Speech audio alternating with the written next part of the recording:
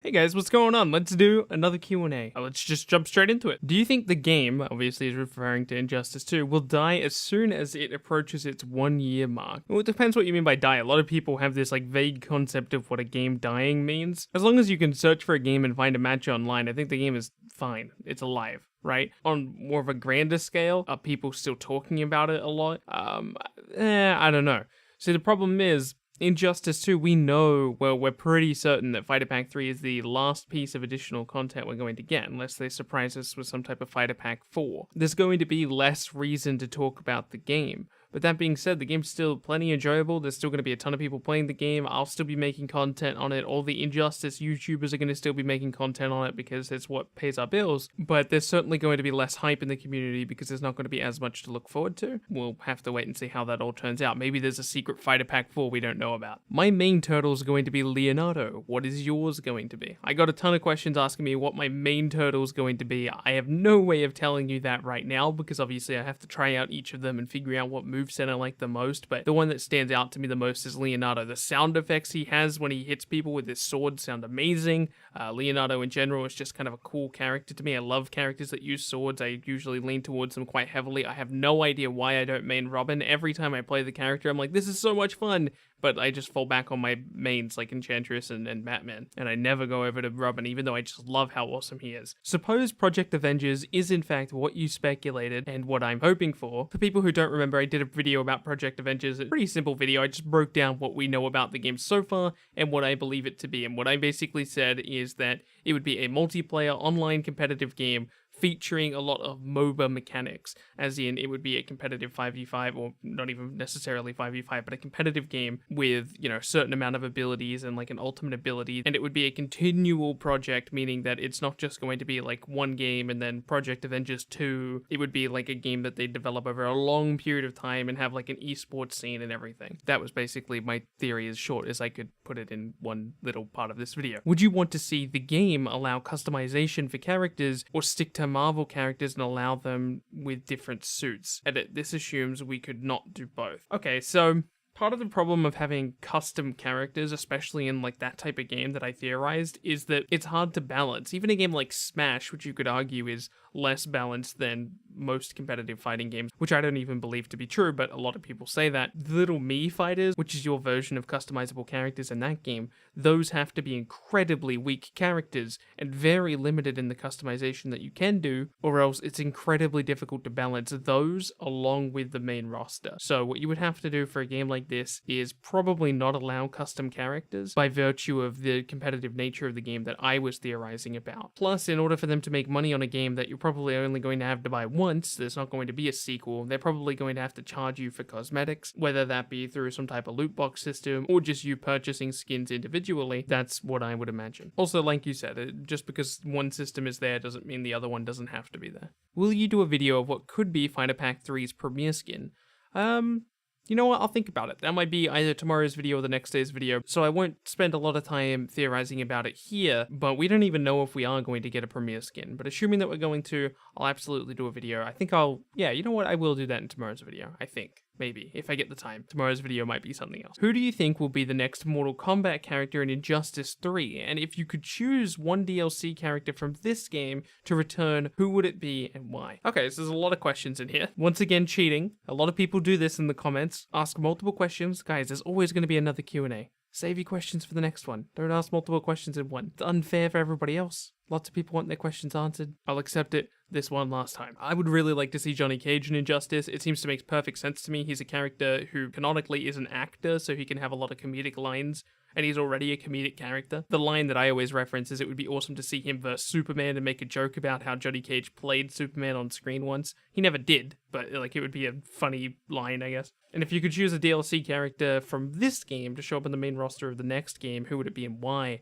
For me, it would just be Red Hood. I think he's a really cool character, and I think there's a lot of room to expand his moveset that they didn't get a chance to in this game. I'd love to see what they switched up for Injustice 3. Also, it'd just be cool to have him show up in the story. Before we get into the next question, I want to go ahead and thank you to all the people who replied to the comment that I'm about to talk about, saying hashtag Q&A, because in his original comment, he mistakenly used no hashtag, and he used the symbol, which of course does not work for the Q&A. What do you think about Rocksteady's next game? Do you think it will be a Superman game or a Justice League game? I have no idea. In my dream world, like if I could pick a game, I would like it to be a Flash game, but it's never gonna happen. I don't know, man. It would be certainly interesting to see a Justice League game, and it would be interesting to see how much they choose to focus on Batman in that game because of how much time they've spent developing the Batman character, and whether it would tie into the Batman universe, well, the Batman Arkham universe that they have running now. Who knows? Regardless of what it is, though, you can bet that I'll absolutely play it on my channel. Rocksteady makes fantastic games. Arkham series to this day is some of my favorite games of all time. But just based on the evidence that we've seen so far for the game, I don't see enough evidence leaning in either direction. I would certainly be happy to see a Justice League game or a Superman game. E3 is not too far away, so maybe we'll find out there, but I doubt it. It's probably a little too early in development. Do you think Injustice 3 will have customizable characters? If so, do you think it will work as good as the gear customization in Injustice 2?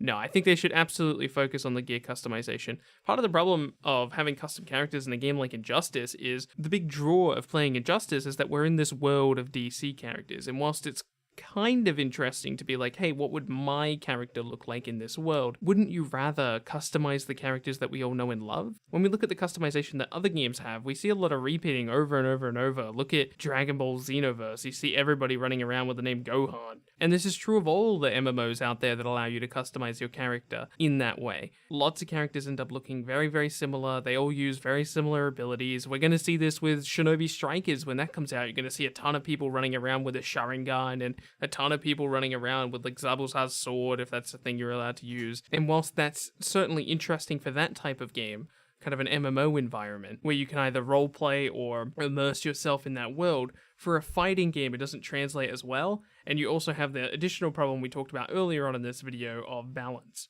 How do you actually give them moves? Do you customize their moves? If you do customize those moves, are they going to be good? Are they going to be bad? How are they going to be balanced? Are they actually going to have a position in the tier list? That gets really complicated because when you say customizable characters are like, let's say they're like tier 1 for whatever silly reason. What version of the customizable characters are tier 1? What moves do you need to give them to make them good? I just don't think a fighting game is the right place for customizable characters. Who on the main roster of Injustice 2 would you have wanted to be DLC, and which DLC character would you have wanted to be on the main roster? I have to think about this one for a moment. Perhaps I would switch around Robin and Red Hood.